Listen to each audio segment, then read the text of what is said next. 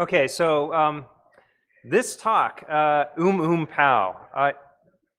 I was messing around on a pen test last year and ran across a situation where a PHP application had some weird stuff showing up in the headers. I'm an AppSec guy, in case anybody doesn't know that yet. And I noticed, hey, look at this. It's like serialized PHP objects, and that made me go, okay, well, this is kind of interesting, because up until that point, most of the serialization that we'd run across had been just in Java. We heard about Java serialization flaws all the time. But this is the first time I started realizing that it's actually across multiple different types of languages.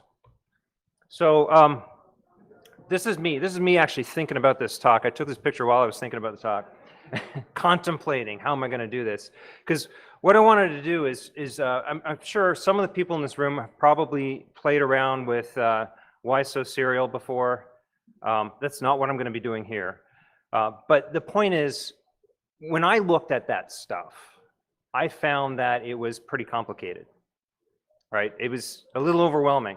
And I've been a developer doing Java stuff pretty much since Java came out. And if it was complicated to me, I imagine it's probably complicated to a lot of other people too, especially anybody with mostly network background, hasn't done a whole lot of programming. So what I wanted to do was put together a talk that could kind of bring everybody up to the same level, so we all understand object-oriented design and how that contributes to these deserialization flaws.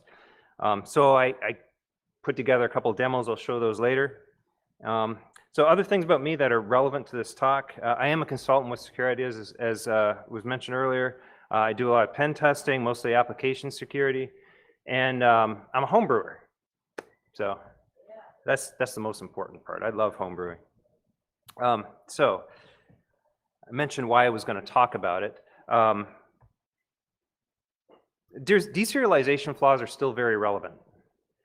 In case anybody missed it, I don't know if you can see this, but this is the CyberArk. I'll read it. Hang on. The REST API and CyberArk password vault web access before 995, et cetera, allows remote attackers to execute arbitrary code via serialized .NET object. So they didn't say deserialized, but they mean it's a deserialization flaw. This came out this week. This was announced just this week. So this is brand new stuff. It's still happening. In the past year, probably the biggest breach that was on everyone's mind is Equifax. That was also due to a deserialization flaw. This one was Java. It's part of that struts API, one of several issues with struts. And that was really, really bad, right? Everybody heard about it. Everybody talked about it. And they're not going away.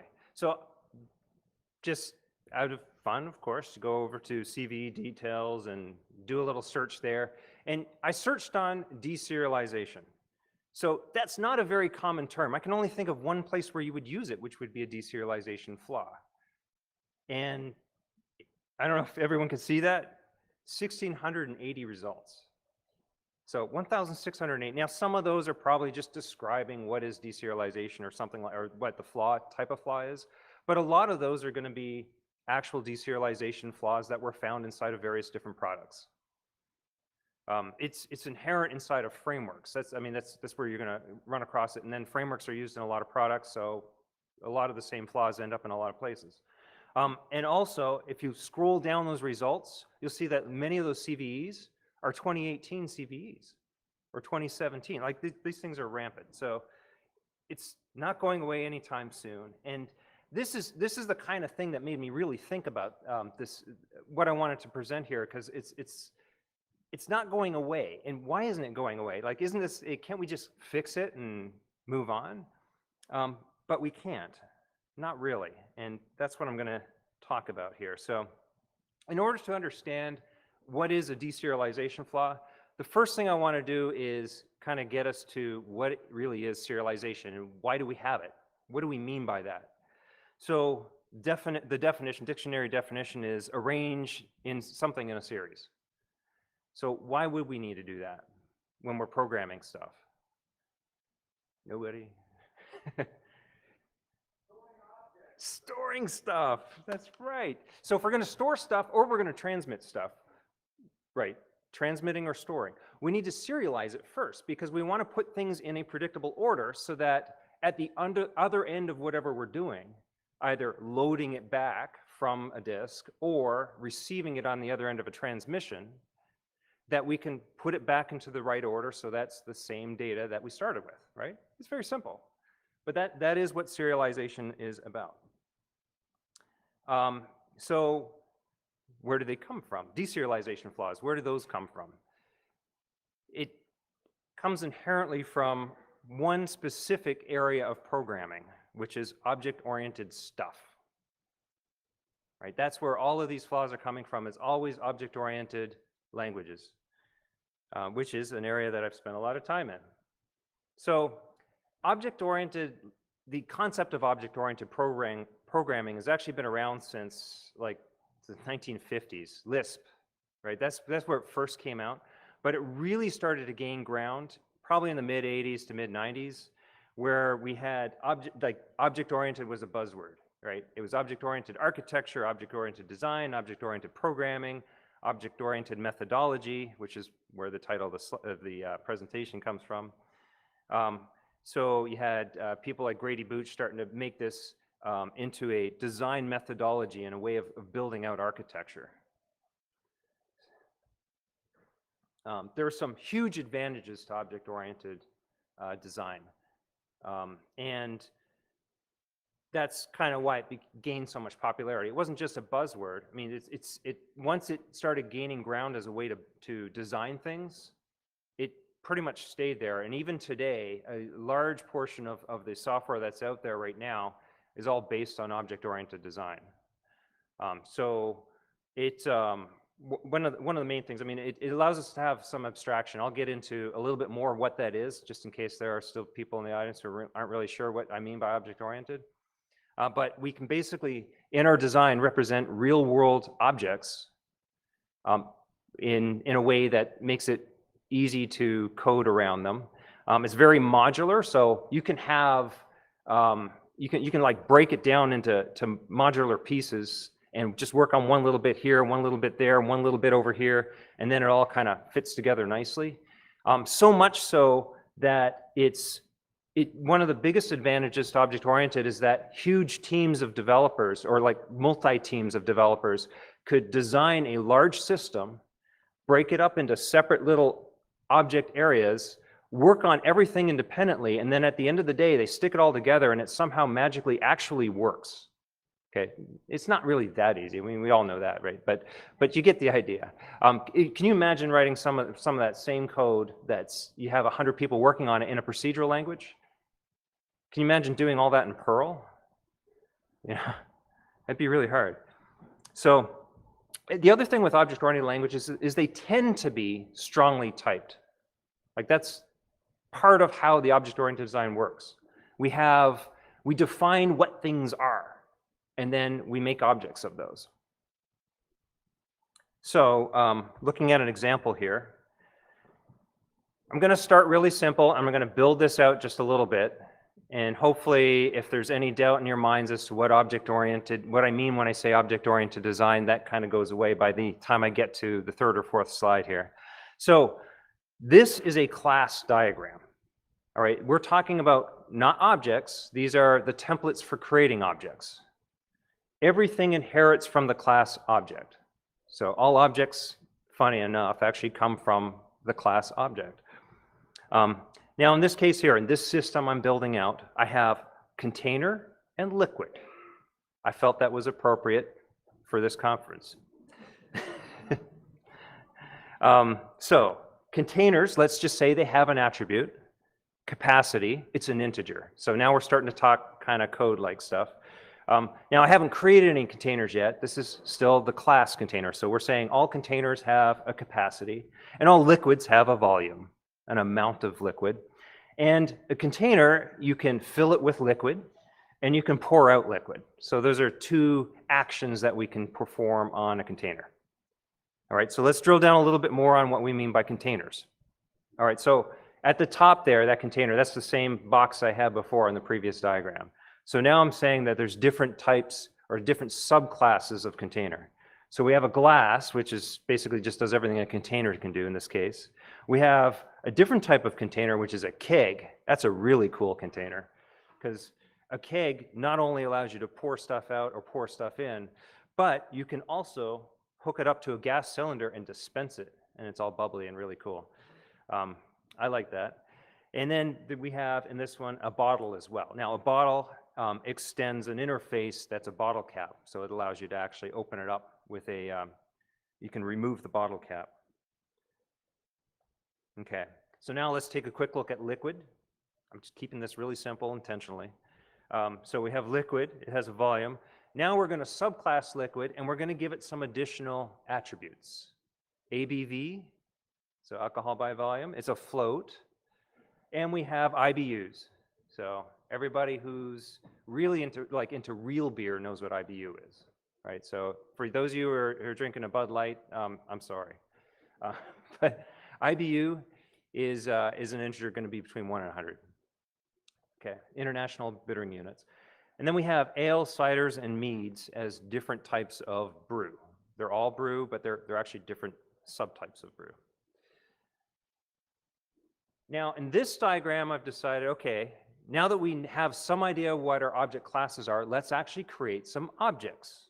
So we have the darker blue box in the middle is an object that I'm calling a pint glass. Now that would be the variable inside of your code. It'd be a pint glass. And it is of type glass, which extends container. So it has all of the attributes of container. Not only that, but we can now assign actual values to it because we have an object in memory. Okay? Same thing with, at the bottom, I have a type of ale, and I'm just going to call it a pint, so that way I have a pint of ale. And it has all of the attributes of a brew and a liquid, and basically everything up that chain. And those two are related. One actually contains the other. Okay? So everybody with me so far? So now that we have an idea of what our object structure looks like, we need to figure out how do we transmit or store it for later purpose. So we have a pint of ale, and we want to store it or transmit it from point A to point B. Now, there's a couple of ways we could do this inside of a program. The first way, and this is, I guess, sort of the traditional way we think about serializing something, is we take all of the data that makes up those objects, or the data structure, and we save it all in a particular order. So the capacity, the volume of the liquid, the ABV, the IBU, we would take all of those attributes and we would store them or send them all in a certain order. And then on the other end of whatever we're doing, so let's say we're receiving a transmission, we would know that we're receiving them in that same order, right? So that's traditionally how serialization might occur. Some big problems with this, especially in an object-oriented world. In an object-oriented design, I can very easily change things. That's one of the advantages of object-oriented is further up it could be not just the class that I'm serializing, but it could be one of its superclasses that I change. Maybe I add an attribute to ales. Maybe I say that they have a color or an amount of carbonation, or maybe I change a container and it has a material that it's made out of. Right, so now I've made it more complex. Now any code that I have that serializes it, I need to rethink that, put things back into a different order, and basically I keep adding more and more lines to this, both on the sending side and the receiving side. Option 2 is, well, why don't we just make that part of the language? And this is what every object-oriented language I've ever worked with does. It has a single call, a single function that says, write this object to this output stream, or read this object from this input stream. And it just auto-magically does everything for you. It's on autopilot. So that's basically where our serialization comes from, is it's the easy way. It's the lazy way for us to do things. It's automatic. We don't have to think about it, right? So a lot of languages do this. Java, PHP, Python actually has a serialization capability in there. It's called Pickle. Ruby, I don't do anything in Ruby, but I understand it has serialization and also deserialization flaws. Even JavaScript does. All right, so what I'm going to do now is go through a couple of contrived examples. This is sample code that I put together. I also put it out on GitHub, so you can play with it later if you want. It's basically just to kind of show how the serialization, deserialization works, and how we can introduce a malicious payload, or at least changed payload, into a mechanism that's doing deserialization of objects. All right. So let's consider, this is, like I said, it's contrived, made it up. We have a ticketing system. And part of this ticketing system, the first thing it's going to do, we're going to have the creating a ticket or generating a ticket capability on there. And I'm just going to put some very simple information in there. Let's see here, hang on a second. So here is the sample stuff. And I'll go through the code after. First, I'm just going to show you what the app does so you have an idea. So I'm creating a ticket. It's cut off there a little bit, but it's my first and last name. And then when I submit that, it generates the ticket. And we have that weird string at the top, which I will walk through that in just a second, which then I base64 encode that ticket. So now I have this information here, which is the ticket for this ticketing system. This could be event tickets, it could be trouble tickets, whatever, it doesn't really matter. Now, if I go back here and submit the ticket, so think later on down the process, maybe the user who submitted a ticket receives an email or gets a link or whatever, or scans a QR code in an event. That same ticket value gets submitted, and then it gets, when it's submitted, the base64 encoding, it decodes to its serialized value, which we can then deserialize and show the information on it. Okay, so let me jump back to my slides for a second. So a couple of things I want to mention. So first of all, what is that weird string that I was showing? That's serialized PHP. So this example is in PHP, by the way.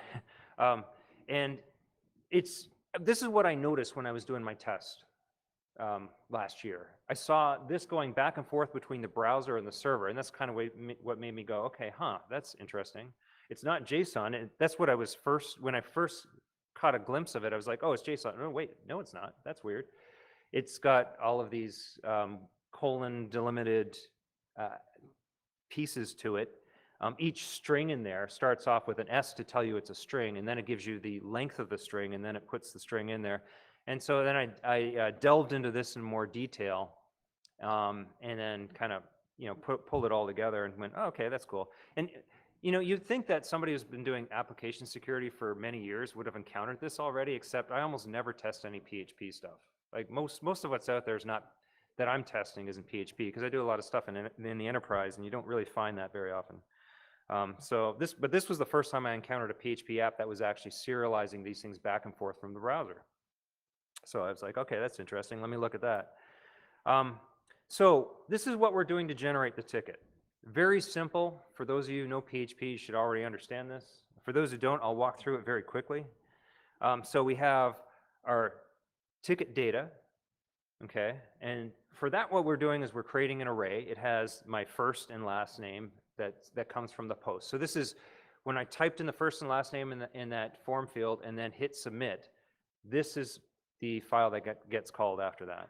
All right. So it's taking that information, putting it into an array. It's calling the PHP built-in function serialize and passing in that ticket data. And then what's coming out of that is the serialized version, which I then echo out in base64 encoded form, right? So just base64 encode it to make it safe for the web. That way I can put it inside of cookies, I can put it into URLs. I don't have to worry about any special characters in there. All right. Next, we have the submitting of the ticket. So this is the second form where I just took that blob of base64 encoded stuff and put that into that second form. And it's basically just doing the opposite. It's very simple. So it's first thing I'm doing is I'm base64 decoding that value. So that gives me my serialized object. And then I unserialize that, and that gets me back to my array, and then I can output that data from the array back into onto the screen so we can all see it. We can all read it. Make sense? Okay. Here's the catch. We do include a vulnerable.php file. Now, I will tell you right now, you're probably not going to find, as you're doing a test or something, that you're going to find a file called vulnerable. It's not going to be that obvious. But so in a contrived example, it is. I may try to make it very clear where the vulnerability is. So we have this vulnerable PHP. This was included in this file, which means if it has any vulnerabilities, we can make use of them inside of the PHP here. And in this case, we can. So before I do that, let me just discuss something very quickly, because this is a key concept in object-oriented design when you get to serialization and deserialization. And that's the idea that there's parts of that run automatically. And you can usually override for special cases in there as well. So remember how I said we have the write object, and you just basically say, hey, yeah, take this object and just write it out to the stream, however you're supposed to do that, and Java just figures it out, or PHP just figures it out automatically. You don't have to do anything else. Now, there was always special circumstances when you're writing code. Developer will find, hey, you know, I'm trying to read this object in, but I need to go fetch this other resource that wasn't available when I saved it, but I need it again, or I need to validate something, or whatever. And so every language that does this also has this concept of these magic functions. And in PHP, there's two magic functions. There's actually more than two, but the two that we're concerned with are sleep and wake up. So sleep gets called automatically when you serialize an object, and wake up, of course, gets called automatically when you deserialize an object. All right, so you have your stream, blob, whatever, and when you deserialize it, if there's any objects in there, the wake up function for those objects is going to be called. Okay, so our vulnerable class, I kept it as simple as possible. It has one of these magic functions. It has the wake up function. So that means upon deserialization, if I have this type of object in there, it's going to get, the wake up function is going to get called. And in this case, the wake up function does something really dumb, but I've run into this. Developers do dumb things. So if is set, if the hook parameter has been set, then we're just going to call eval on whatever that is. Now in this case here, our developer thought they were being clever because hook actually is private. It's declared as private. For those of you who are not that familiar with object-oriented design, usually private means it's only available from inside that class. You can't call it from outside. You can't get a handle onto that and do anything with it, usually. So going back to the deserialization of the ticket, we had this base64 code, and then we have this unserialized. So the question is it possible to put something else in there other than the array that it's expecting? And the answer is yes, of course it is. Otherwise, I wouldn't be here doing this talk. So how do we do that? We have to create an object. All right, we have to create one of those vulnerable objects in there, and then we have to inject it. So I created a tool in PHP for creating this type of object, and it should actually work for anything, probably. I don't know. We'll see. What it's doing is it's taking the class that I want to create, and notice that I'm only referencing it as a string. So I think, hang on, do I have, yeah, I have a mouse. Okay, so right here, I'm only referencing as a string, vulnerable. So I'm ignoring the fact that this is an object-oriented language and I have strong typing available to me, and I'm circumventing that with some other mechanism called reflection, and I'll get more into that in a minute. All right, so then I am getting the hook property, again, out of that object, and I'm setting accessible to true. Does anybody know what that does? Remember how I mentioned we had that private keyword on there? Well, this basically gets rid of it. It says, okay, never mind. We can go ahead and access that variable now. So now I can create an instance of it. And this is the one place actually where PHP isn't so strongly typed. And then I can set the value on my property, and I'm just going to give it PHP info. That's something that's very obvious in PHP applications to show that you're able to execute other stuff. And I'm going to base64 encode that, so now I have my string back and move on from there. All right, so let's take a look at this. Hopefully working. All right. So here's the tool, and I actually modified it afterwards. I made it a little more parameterized, so we could put other things in here if you wanted to. And when I submit this, it pulls out that together, it sets the accessible flag, it sets the hook, and then generates the base64 encoded stuff. All right, I'm going to copy that. And then I'm going to go back to where I'm submitting the ticket. And if it works, we got PHP info, right? So very simple demonstration of how we're able to take, now we have this different serialized value on here. This looks nothing like the array we passed in the first time. In this case here, we're actually specifying the object that we made up and put in there. So where you're going to run into this sort of thing is if you have a PHP application and it's including any files that are handling any files that have magic functions in them that get called automatically during deserialization or serialization, and you have serialized objects of any type being shipped back and forth between the client and the server, then there's the opportunity maybe to make this work. Make sense? Did I lose everybody? Okay, cool. All right, so it is highly contrived. In PHP, there's a lot of, it's sort of a corner case. You know, it's going to be really hard for all the stars to align because of the fact that it's a templating language which you only have whatever's in scope. So it's only whatever you've included that's available in any given PHP file when you run it. In Java, on the other hand, things are different because we have Java people out there. Some of you, yeah. So in Java, you have access to anything in the class path. So for those of us who have done web applications, that's lots and lots and lots of stuff. Usually the class path ends up being huge. And from any point inside of a Java application, you can access anything in the class path. So the reason all of this works so well and why we've had so many Java deserialization issues is because of another language feature called reflection.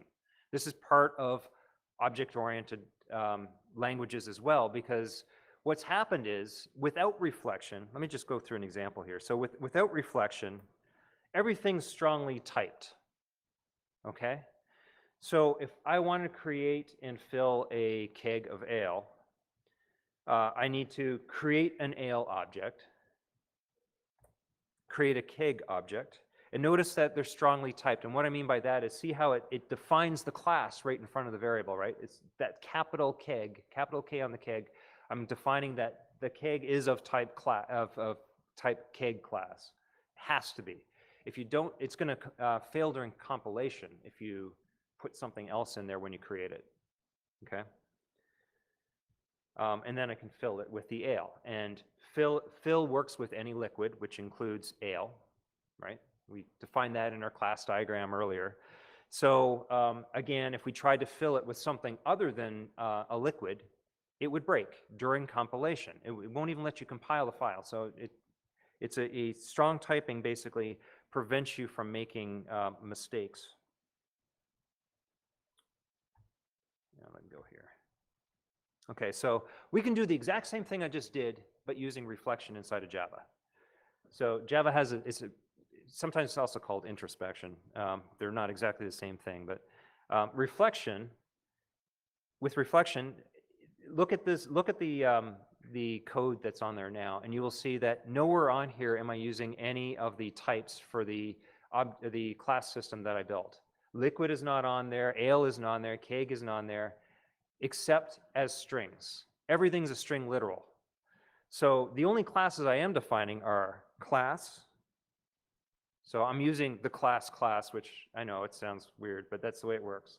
And I said, build a class for name keg.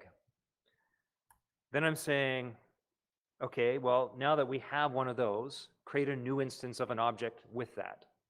And again, I still have not used the strong typing. Then I'm going to create the method fill. I would set up some arguments and then call method.invoke on that object. So the arguments, whatever I've defined, that will actually run that function call. It'll run fill because that's the method that we've defined. Okay. So what we've done here is we've taken a language that had this really great feature in there, strong typed, and we basically threw that out the window. We said, okay, let's not do that. And in fact, what happens here is developers basically said, okay, well, I know it's strong typed and that's really cool, but it would be really awesome if I could make it so I could make my application run anything. Like I could just run like arbitrary stuff and send it to it. That would be really cool because then I don't have to recompile. That would be awesome, wouldn't it? And of course, us being security people look at that and go, yeah, that would be awesome. So, and that, that's exactly what leads us to this problem. So if you've looked at the why so serial stuff before, you will have run into this term called a gadget chain, because that's one of the main things that came out of the Apache Jakarta Commons Collections API. It's a mouthful. Commons Collections API. That's a vulnerable library, one of several vulnerable libraries that do this sort of thing. And so what I created here is I basically mocked up a simplified version of a gadget chain. So it's a little easier to understand, but it basically does the same thing. Okay. So if you consider key value pairs, so just like a dictionary or a hash map or whatever, except that they are set up for basically the elements that you need to call a function somewhere. So you have a method, parameter types, parameters, classes, each of them defined as, so the key is a method, and then you give it the name of the method. The parameter types would tell you which parameters you need. The parameters themselves is going to be a list of what the values are you're going to pass in there. The class would be the name of the class.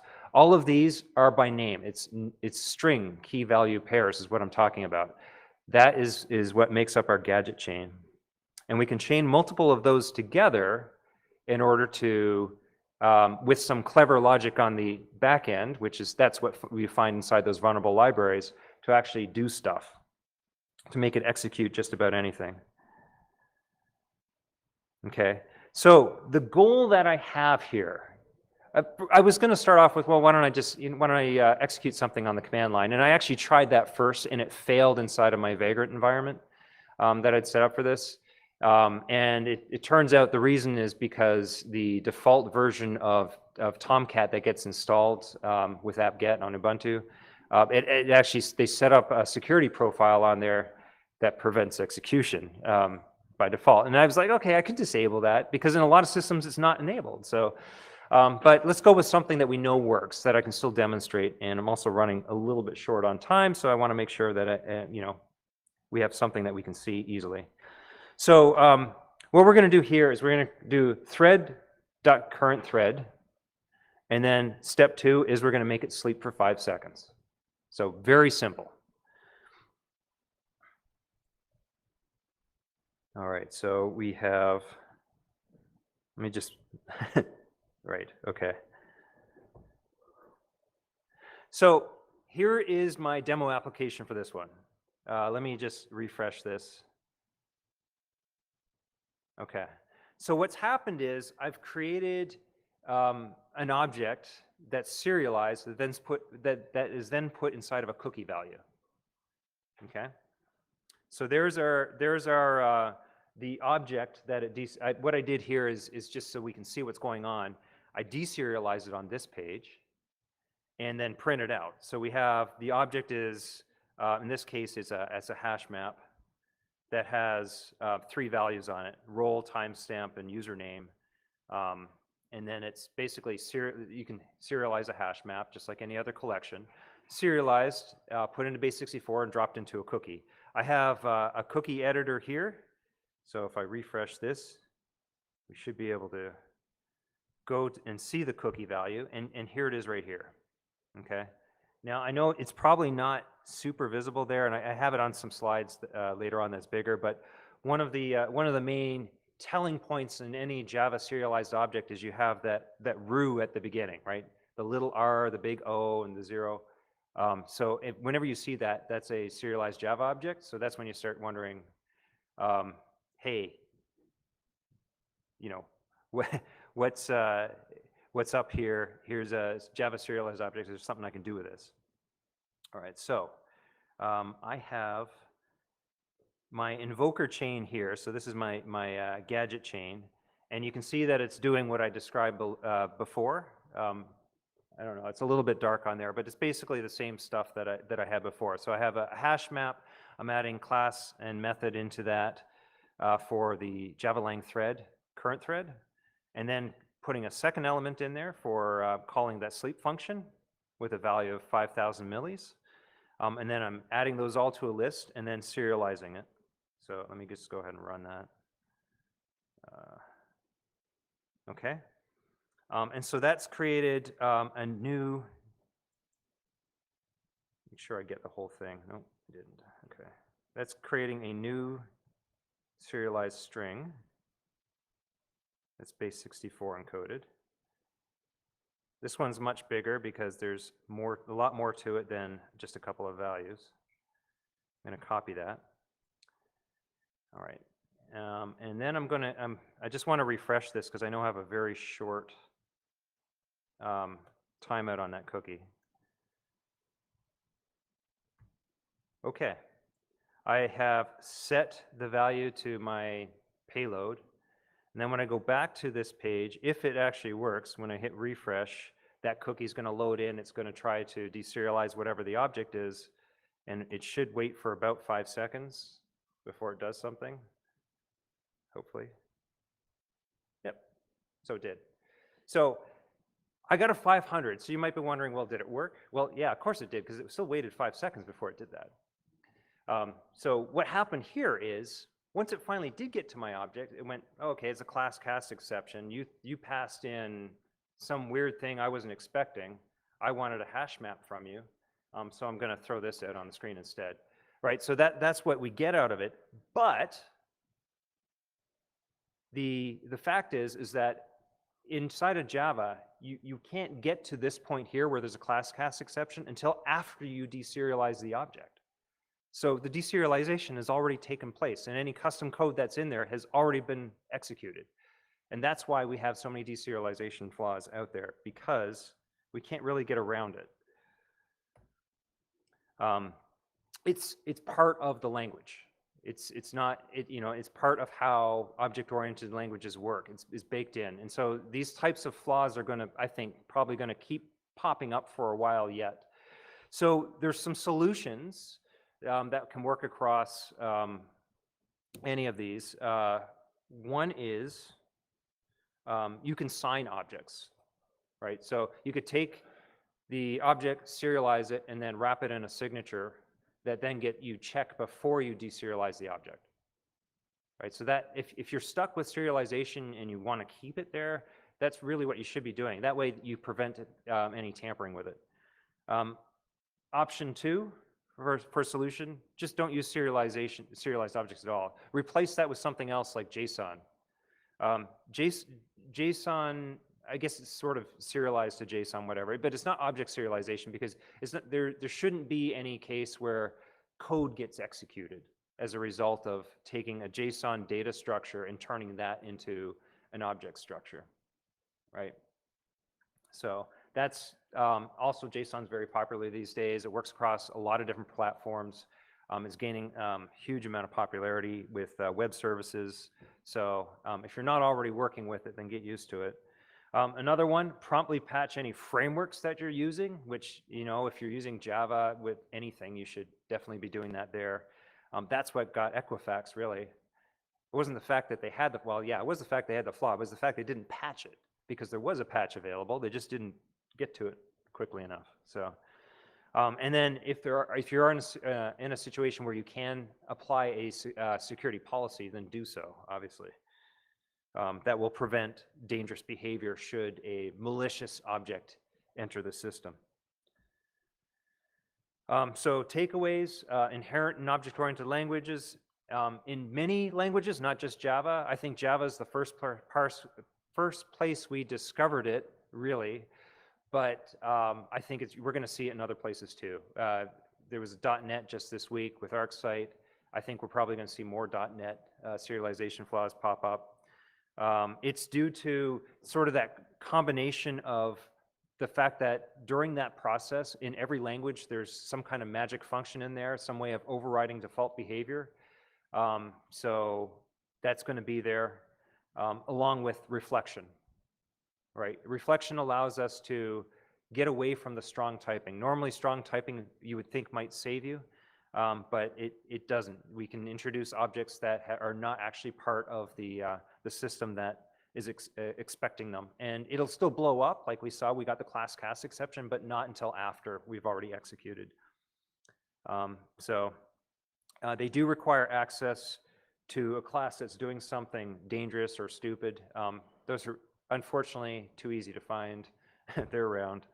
And so that's it. So my demo code for this is available on my GitHub repo, serial von demo. I'm hoping to, over the next few months, put some additional ones on there. So instead of just PHP and Java, maybe add a .NET example on there. I don't know if I'll brave Ruby or not, but I'll probably put a Python one on there. That's pretty much it. I do have one attribution out there. I just want to say that the marshalling pickles was part of what inspired this. That's the guys who did Why So Serial as well. So thank you very much.